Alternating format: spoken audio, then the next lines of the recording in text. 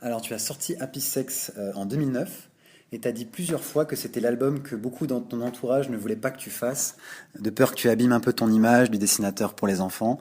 Mais tu l'as fait quand même cet album. Est-ce que tu étais stressé au moment de la sortie ou alors tu étais sûr que tu tenais quelque chose de fort? Et quelle a été la réaction de tes proches une fois le succès arrivé? Est-ce qu'ils ont un peu mieux compris ce que tu voulais faire avec cet album? Ah ben quand il y a du succès, tout le monde comprend. C'est toujours pareil.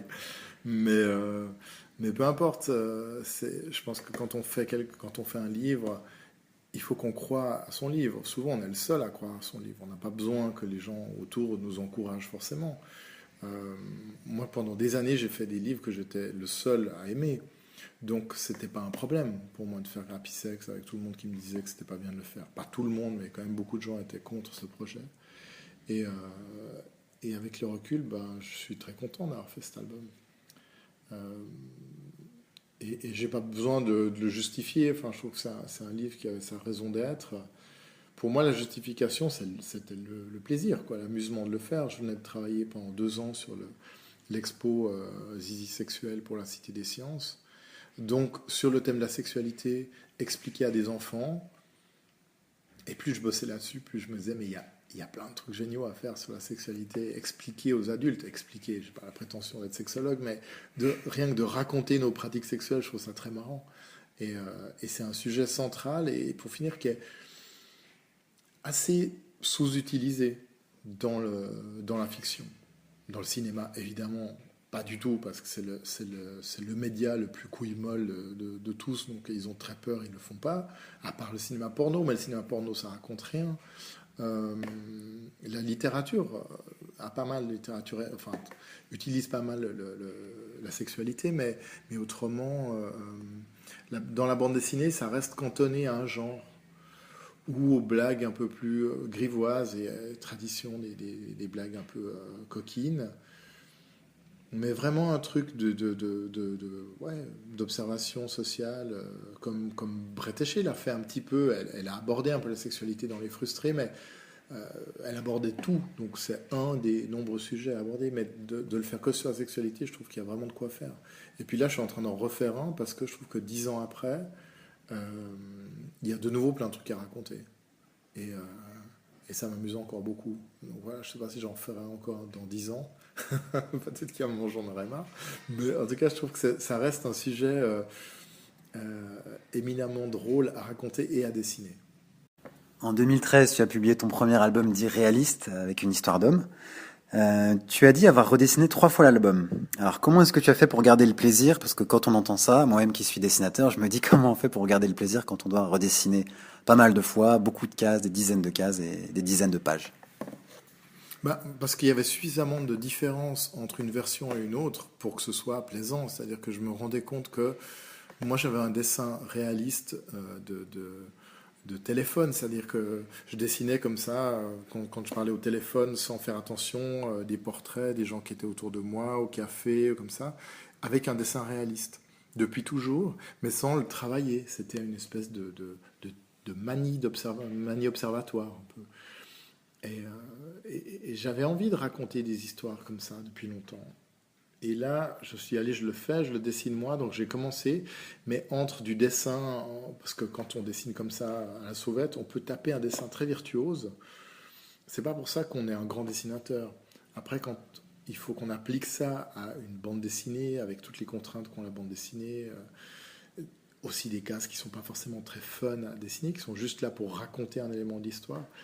C'est une autre histoire. Et puis, je passais de registres humoristique, titeuf, avec un personnage qui est très volubile, qui a une espèce de petit Louis de Funès, comme ça, à un truc beaucoup plus statique, avec des visages, des personnages qui bougent très peu, qui ont des émotions assez contenues.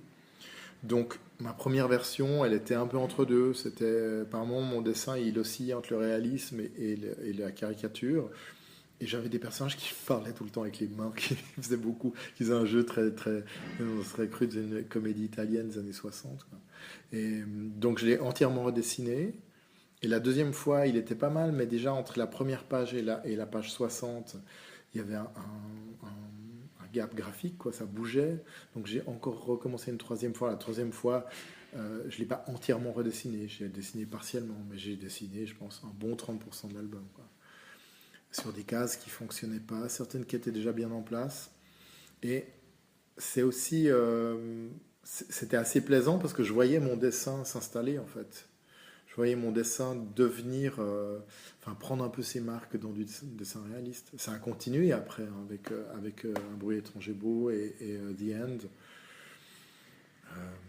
Si je reprenais The End maintenant, je le redessinerais différemment. Mais disons il tient pour ce que je veux raconter. Donc il y a des dessins dont je suis très content, d'autres moins. Après voilà, c'est pas le Louvre, c'est une bande dessinée. Ça doit d'abord raconter une histoire. Il y a des dessins qui sont peut-être pas au top de ce qu'ils pourraient être, mais je suis content parce que l'énergie, elle a été mise surtout sur les arbres, et ce sont eux qui racontent l'histoire en premier, et je trouve que les arbres sont pas mal. Donc, Une histoire d'homme, c'était vraiment la transition entre le ZEP humoristique et le ZEP réaliste, pour la première fois avec un album. Tu n'as pas redessiné 3 fois ou 5 fois Un bruit étranger beau et The End. Là, t'es plus calé sur ton dessin réaliste maintenant. Oui, mais j'ai beaucoup redessiné quand même, Ouais. hein. Mais je redessinais pas des pages entières, je dessinais une case, une scène. Euh, Souvent, j'ai besoin. En fait, je me suis rendu compte dans Une histoire d'homme que pour moi, c'était difficile d'inventer complètement des personnages réalistes et de les faire jouer de manière complètement imaginaire. C'est-à-dire que pour dessiner une séquence de deux personnages qui parlent à table, il faut que j'ai deux personnages à table qui posent pour moi et que je regarde ce qu'ils font. Que je dessine, que je fasse des photos, que je vois comment ils portent leur verre, sur des petits trucs de mise en scène que j'utilise jamais dans Titeuf, parce que dans Titeuf, on est dans une mise en scène beaucoup plus exubérante. Tandis que là, on est un personnage, il va froncer un tout petit peu une narine et ça dit ce que ça dit. Il n'y a pas besoin d'en faire plus. Mais ça, quand on l'a jamais fait, c'est vachement compliqué. Du coup, j'ai beaucoup dessiné avec des films aussi. C'est-à-dire que pendant un an, pendant l'année où je bossais sur Histoire d'Homme, je pense que chaque fois que je regardais un film, j'avais mon carnet sur les genoux et je dessinais les personnages dans toutes les séquences. Alors, justement pas dans des séquences de baston, parce que ça, c'est toujours plus, je ne vais pas dire facile, mais oui, c'est plus facile à dessiner. Mais plus, justement, une séquence où des gens parlent à table, ou sont assis dans le bus, ou marchent dans la rue, ou sont dans de l'acting très, très, très simple, très quotidien. Mais qu'est-ce qui fait que tout à coup, cet acting, il devient génial? Parce que le personnage, il a une manière de boire en tordant un peu la bouche. Et ce truc-là, il fait que la scène, elle devient exceptionnelle, alors qu'elle a rien a priori, sur le papier, elle n'aurait rien de spécial. Et tout ça, ce sont des petites choses que j'ai beaucoup observées. Et c'est pour ça qu'à partir de Bruit étranger beau, j'ai demandé à des copains de poser pour moi. Donc j'ai fait comme pour un film, c'est-à-dire que j'ai fait un casting à partir de sur mon storyboard, et je dis voilà, lui ça va être tel personnage, lui ça va être tel personnage, et après je vais demander aux gens, j'étais d'accord de poser pour moi, pour ce personnage. Et alors les gens ne comprennent pas trop des fois ce que je dis, poser pour toi, mais c'est-à-dire je vais devoir venir tous les jours dans ton atelier pendant 6 mois. Je dis non, tu viens un jour, 2 jours, je fais 50 dessins, je prends 200 photos, et puis je regarde comment tu bouges, comment tu t'assieds, comment tu te remets les cheveux, comment tu te grattes l'oreille. Et voilà, et c'est assez particulier, tout le monde ne peut pas le faire, parce que ça demande aussi que les gens soient naturels, ce qui n'est pas du tout naturel quand quelqu'un est en train de vous observer, de vous prendre en photo. Et en plus, par moment, je dis stop, bouge plus. Cette pose, elle est géniale. Et bon, dès qu'on dit ça, la pose, elle change, elle ne vient plus, mais j'essaye d'attraper ces petits moments. Et je pense que c'est ce qui fait que le jeu sur ces albums est pas mal réussi, je trouve. Alors, tu as publié des beaux livres, ce qu'on appelle des beaux livres, par exemple Le Monde de Zep en 2004, ou Zep à Montreux, quelques années après. Et tu dis plusieurs fois dans des interviews qu'à une époque, des auteurs comme Uderzo et Franquin, malgré leur immense succès, leurs éditeurs leur permettaient pas vraiment de faire des livres différents de leur série à succès, ou peut-être qu'eux-mêmes n'osaient pas vraiment faire ça. Donc là, on a des beaux grands livres avec des croquis, des aquarelles. Est-ce que c'est la preuve aujourd'hui que les auteurs peuvent se permettre de faire tous les livres dont ils rêvent, grand format, croquis, etc. Est-ce que tu sens qu'un cap a été franchi à ce niveau? Sans doute, ouais. Disons, on peut faire beaucoup de livres aujourd'hui. Après, Il faut encore les vendre, c'est une autre histoire. Mais à l'époque du Derzo, il est toujours là, Uderzo, mais dans les années 60, 70, 80, quand ces mecs étaient des superstars, sortaient des livres qui se vendaient à des millions d'exemplaires, je pense qu'eux-mêmes n'auraient pas osé poser la question. Est-ce qu'on peut faire un livre de mes croquis? Franquin l'a fait avec Cauchemarant, mais qui était vraiment quelqu'un qui est passé chez lui et qui a vu tous ces petits croquis, il dit c'est magnifique, on pourrait les éditer. Et lui il a non. Et je pense qu'ils ont insisté, pour finir ils ont fait un livre de croquis qui était embarrassant même pour lui, parce que il y avait un côté regardez, je suis un artiste, et je pense que pour les dessinateurs de cette génération c'était très rare. Ils disaient pas ça, pour eux ils se considéraient comme des artisans, et artiste c'était prétentieux de dire ça. Déjà, pendant longtemps, artisans, ils n'osaient pas trop le dire parce que ils faisaient de la bande dessinée, c'était considéré comme une activité un peu régressive, quoi, d'ados attardés. Et ils gagnaient leur vie en faisant ça, mais ils la ramenaient pas trop. Voilà, ils disaient oui, je fais du dessin, mais et tout à coup de dire en plus je suis un artiste, ça leur est difficile. Alors évidemment, ce sont des immenses artistes. Des artistes majeurs du XXe siècle, même, on peut le dire, mais c'était très très difficile à dire pour eux, je pense. Et du coup, nous, on est arrivé après, donc on est arrivé quand ces gens-là avaient déjà une reconnaissance énorme, et surtout les gens qui les avaient reconnus comme enfants, qui ont grandi avec eux, étaient devenus adultes, et étaient devenus des gens importants dans le monde de l'édition. Donc, c'était complètement naturel pour eux. Ils rêvaient de sortir un beau livre sur Uderzo ou un beau livre sur Franquin. Ils ne pouvaient pas forcément le faire. Du coup, ils proposaient de le faire aux nouveaux. Et c'était assez marrant parce qu'on est une génération d'enfants gâtés. Il y en a même qui ont sorti des artbooks avant même de sortir un album de bande dessinée. Parce qu'ils ont des beaux croquis ou des beaux crayonnés. Donc on a dit, bon, on va d'abord faire un livre de tes croquis avant de faire un album de BD. Et c'est pas idiot parce que il y a des artistes qui sont, je pense, des très grands artistes de dessin libre, comme ça, très pur. Je pense par exemple à Claire Wendling, qui est une dessinatrice incroyable. Et en bande dessinée, pour finir, elle n'a pas eu une carrière en bande dessinée. Et ce serait dommage que si on l'avait cantonnée à la bande dessinée, il n'y aurait peut-être aucun livre de elle qui existe, alors qu'on peut voir ses dessins, ils existent, il y a des publications, pas beaucoup, malheureusement trop peu, mais des gens comme ça qui sont vraiment des grands artistes picturaux, mais pas forcément faits pour la bande dessinée. Et en fait, la bande dessinée, ça draine énormément de gens qui sont dans le para-BD, c'est-à-dire ils sont rattachés à la bande dessinée, c'est ce qui leur a donné envie de faire du dessin, mais ils se révèlent être plus peut-être des dessinateurs, des illustrateurs, des gens qui vont faire de l'affiche, des graphistes, des designers, mais ce qu'ils font en bande dessinée pure, c'est pas forcément la partie la plus intéressante de leur travail. Donc c'est vachement bien qu'éditorialement on développe aussi ce côté-là. Et d'une manière plus personnelle, moi ça m'a ouvert quelques portes parce que c'est le fait d'avoir montré mes carnets de croquis dans des livres comme ça qui a déclenché que Gallimard m'a proposé de faire Carnet intime, et je pense que Carnet intime a déclenché une histoire d'homme, et etc.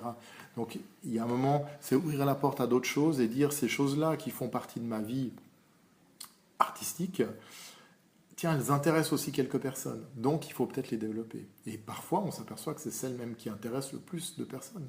Donc un dessinateur qui va peut-être végéter dans la bande dessinée va se révéler un illustrateur absolument génial. Est-ce que c'est aussi peut-être aujourd'hui, il y a un intérêt fort du public pour voir tout ce qui est croquis, making-of, d'où le succès de certains artbooks pour des gens qui n'ont même pas sorti encore d'album BD classique? Ouais, je crois qu'il y a, même de manière plus large, il y a un intérêt très fort pour le dessin. Le dessin est redevenu une discipline qui intéresse les gens, qui intéresse le milieu des beaux-arts aussi. Moi, quand j'ai fait mes écoles artistiques, les arts déco, puis une année de beaux-arts, et puis après encore 5 ans d'art déco, c'était pas très très bien vu de dessiner. On était graphiste, on pouvait faire de la photo, on pouvait faire de la retouche photo, ce qui était de la préhistoire de la retouche photo, il n'y avait pas encore Photoshop, de l'illustration, de la peinture, et tout le domaine de la peinture était complètement tourné vers la peinture conceptuelle. Donc c'était plus de l'installation, les débuts d'installation vidéo, du travail vraiment autour d'une idée, et peut-être exposer des objets liés à cette idée. Mais le fait de dessiner, considéré comme quelque chose d'assez vulgaire, d'assez primaire en fait. Quelqu'un qui dessinait à l'école des beaux-arts, c'était un con en fait. C'était vraiment quelqu'un qui avait rien compris. Et moi, j'ai fait qu'une année de beaux-arts à cause de ça, parce que j'étais le con qui dessinait. Je n'étais pas le seul, heureusement pour moi. Mais c'était vraiment pas perçu. Alors qu'aujourd'hui, il y a un salon du dessin. Beaucoup d'artistes contemporains dessinent de nouveau, retrouvent le plaisir du dessin. Et il ne faut pas se cacher la face, c'est aussi une histoire de fric, tout ça. C'est que les collectionneurs d'art, ils en avaient un petit peu marre d'acheter des installations vidéo qui étaient foutues après 3 ans, et des objets conceptuels qui, sans le mec qui vous explique le concept à côté, ne sont pas très très intéressants, et que le plaisir d'une image dessinée, il est inaltérable. Un dessin qui vous touche, il va vous toucher à travers le temps. Quelque chose qui vous touche parce que le concept est rigolo, c'est amusant en 2 minutes, mais une fois qu'on l'a raconté une fois, le plaisir a disparu. Et puis c'est comme souvent dans l'histoire de l'art, c'est des twists comme ça. On fait des choses un peu extrêmes pour faire bouger, mais ce qui traverse le temps quand même, les gens vont continuer à aller voir une exposition de Van Gogh parce que sa peinture, elle va toucher les gens pour des raisons relativement inexplicables, pour des choses qui nous rassemblent tous certainement, et le fait d'arriver à poser une image à plat sur une toile ou sur du papier ou sur du carton, ça touche, ça nous touche, ça raconte, chacun peut se raconter notre histoire avec ça. Et je pense que ça disparaîtra jamais. Mais il y a des modes, et moi quand j'ai commencé mes études d'art, c'était vraiment pas la mode, c'était très très mal perçu. Il y a eu du chemin qui a été parcouru en 30 ans. Heureusement pour nous. Tu as fait des grandes expos au MUDAC, à Angoulême, à Lille, qui faisaient plusieurs centaines de mètres carrés. Ça t'a permis un peu de faire le bilan sur ton travail pour progresser. Est-ce que c'était plutôt le vertige? Bon, à Lille, c'était particulier parce que c'était une exposition, c'était pas une exposition de mes dessins, c'était une exposition sur la collection de Lille, la collection du Palais des Beaux-Arts. Donc c'était s'amuser avec les Beaux-Arts. Et là, j'ai fait un truc que j'aime beaucoup faire, j'ai fait le trublion, c'est-à-dire que je suis allé faire le garnement qui va dessiner sur les statues. Et je me suis bien amusé avec ça. Je trouve que c'était une bonne manière de faire cohabiter. Alors, en contrepartie, j'avais droit à une salle au Palais des Beaux-Arts, qui était une petite salle du Palais des Beaux-Arts. Mais une petite salle du Palais des Beaux-Arts, c'était quand même genre 400 mètres carrés d'expo. Et c'était marrant de se trouver dans un lieu aussi vénérable. Mais je pense que maintenant, c'est quelque chose qui est relativement acquis. Que la bande dessinée, bon, mais il y a eu cette exposition magnifique d'Hergé au Grand Palais. Ouais. À partir du moment où on est au Grand Palais, je pense que c'est bon là. C'est plus ou moins acquis que la bande dessinée fait partie de l'histoire de l'art. Après, ça reste. Je pense que c'est plus facile pour un musée d'exposer Bilal ou Schuiten que de la bande dessinée humoristique. Après voilà, moi j'ai fait pas mal de genres différents. Et puis il y a cette histoire aussi avec Titov, qui est un personnage un peu totémique. Donc on me demande souvent des expositions dans toutes sortes d'endroits. Mais les musées, ça reste quand même encore quelque chose qui est... c'est difficile. En tout cas, je sais qu'à Genève, c'est très compliqué. Il y a un débat autour d'un musée de la bande dessinée. Ça reste quelque chose qui est... il faudrait qu'on soit mort depuis plus longtemps que ça pour que ce soit facile. Est-ce qu'il y a d'autres grandes expos prévues dans les cartons? Est-ce que tu as fait des grands lieux? Est-ce qu'il y en a d'autres en projet? Non, pas de grande expo. Ce qu'on nous propose maintenant souvent sont des expositions dans des galeries, puisque, comme tu le sais, maintenant les originaux de bande dessinée, c'est devenu une valeur marchande. Donc il y a énormément de choses qui sont faites, pour le meilleur et pour le pire. Moi, je ne vends pas mes originaux très très peu, donc je ne fais pas ça. Donc je suis condamné à faire des expos, soit dans des salons, soit dans des musées. Donc c'est pas si fréquent que ça. J'en ai une là tout l'été à Amiens. Et j'aime bien ça, mais en même temps, faut pas faire ça trop souvent parce que ça nous prend la tête. C'est beaucoup de travail de monter une expo. Et évidemment, on le fait en plus du reste du travail. Et c'est pour ça que généralement, les expos, c'est quand on est mort et que quelqu'un le fait à votre place. Parce qu'on n'a pas le temps quand on est dans la vie active du dessinateur. Mais toi, à choisir le temps que tu as, tu veux le consacrer sur tes livres et pas 6-8 mois sur une grande expo, ou alors juste de temps en temps? Par exemple, sur l'exposition de Lille, c'était marrant parce que c'était de la création. C'était que de la création. Donc pour moi, là, c'était vraiment du travail de dessinateur. Trouver des idées, faire des petits dessins animés. Mais quand c'est une exposition rétrospective où on présente mon travail, Évidemment, ça fait plaisir à l'ego, ça fait plaisir aussi de voir ces dessins exposés, parce que moi, ils sont dans des tiroirs chez moi. Donc, tout à coup de les voir, j'ai oublié qu'ils existaient. J'aime bien de voir les gens qui les regardent, comment ils réagissent, ça me fait plaisir. Mais il ne faut pas faire ça trop souvent, parce que c'est des espèces de bilans d'étapes. Donc, si on commence à faire ça tous les 3 mois, on n'avance plus. Alors, dans tes 3 albums réalistes, tu as abordé des grands thèmes, le deuil, le silence, la fin du monde, qui sont très centrés sur l'humain et les émotions, les approches de la vie.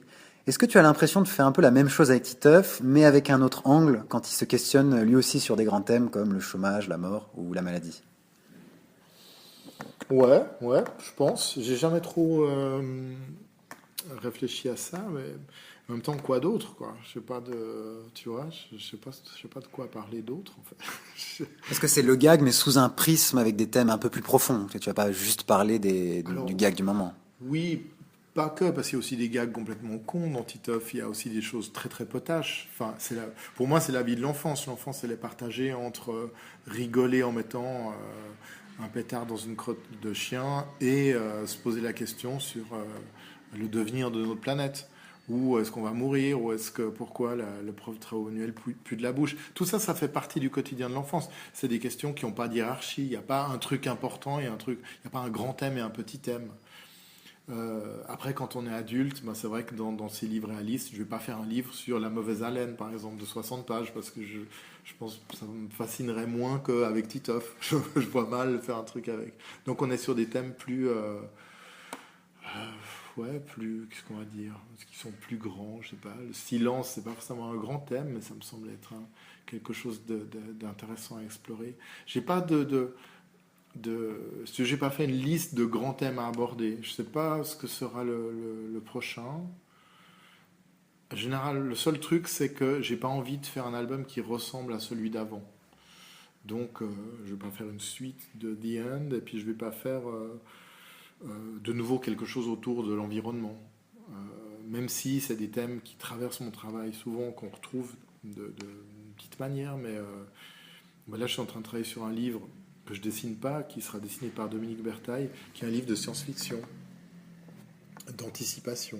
Alors il y a aussi des trucs autour de l'environnement, il y a beaucoup de choses autour de l'humain, de nos rapports humains, de comment, qu'est-ce qui fait ou ne fait pas notre identité. Mais tout ça dans une histoire de SF, dans un thriller de SF. J'aime bien explorer le genre aussi.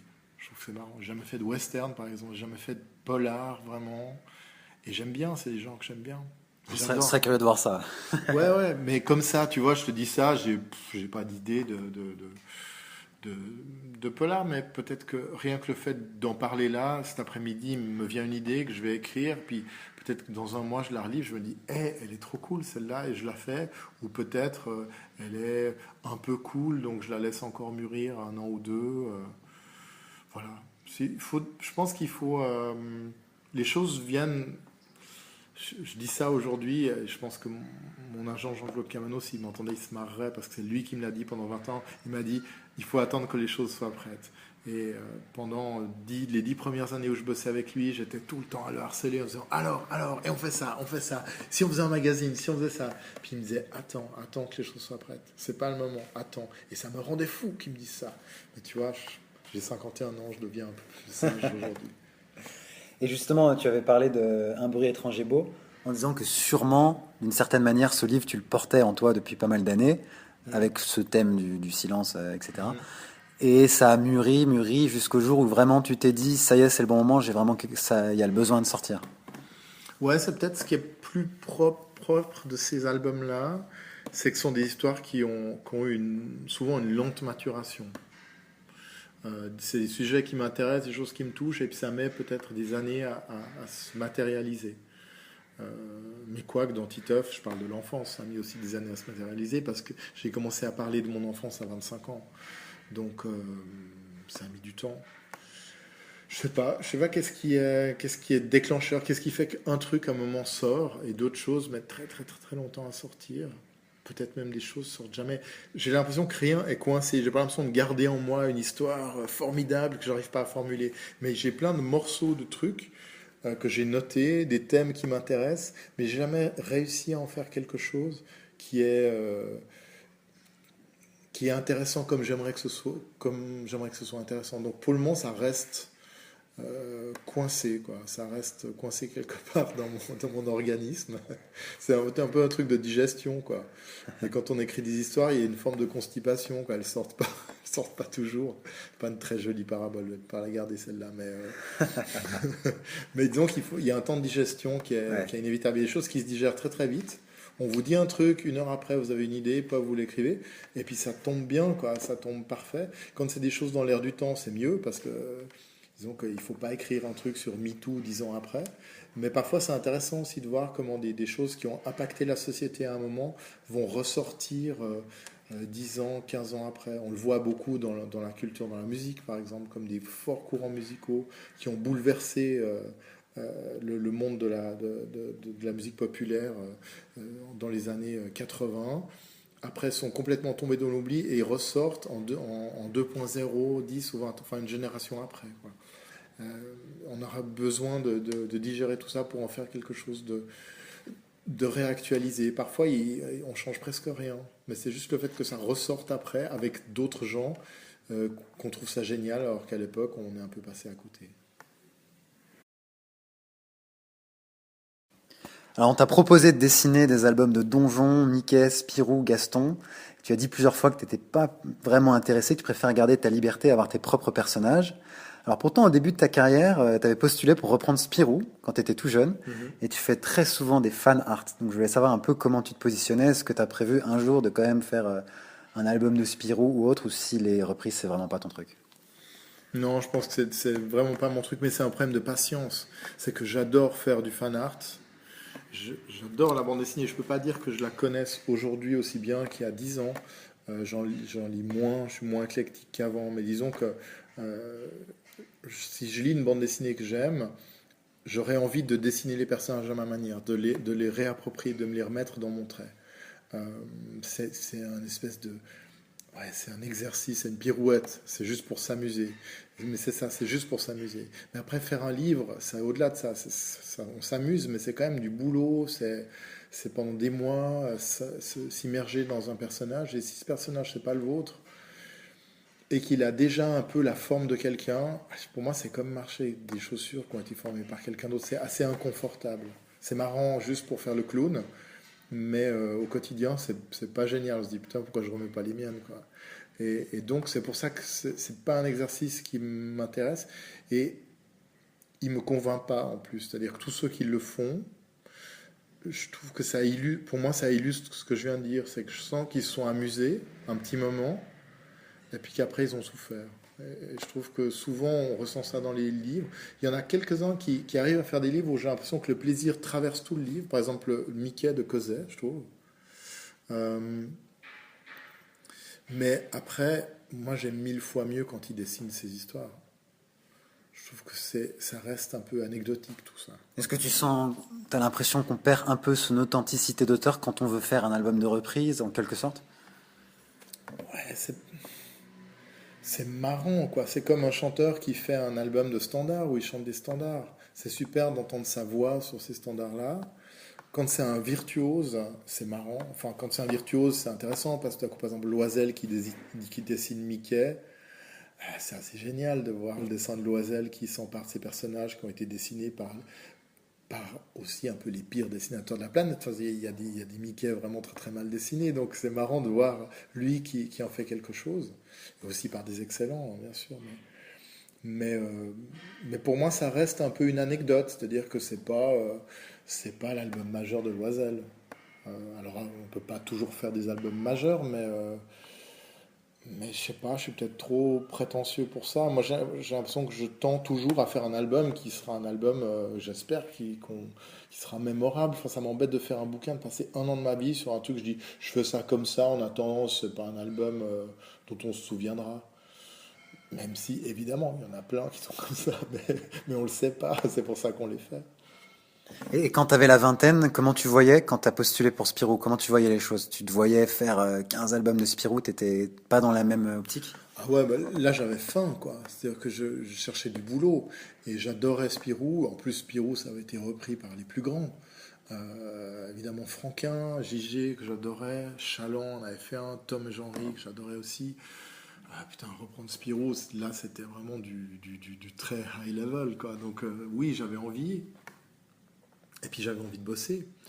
Mais on m'a proposé, évidemment pas Spirou, on m'a proposé de reprendre Barbe Rouge à ce moment-là.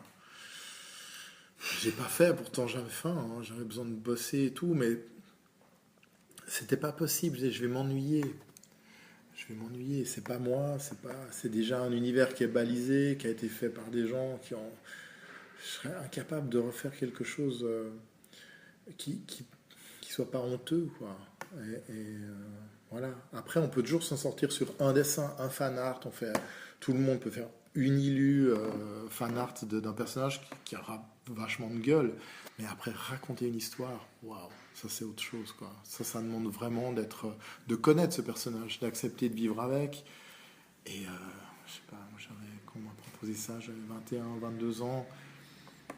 Je pouvais pas prétendre raconter des histoires d'un pirate c'était de la bande dessinée des années 50. C'était une autre époque, c'était pas du tout une bande dessinée que j'aimais, c'est-à-dire que j'aurais dû me replonger dedans, faire semblant,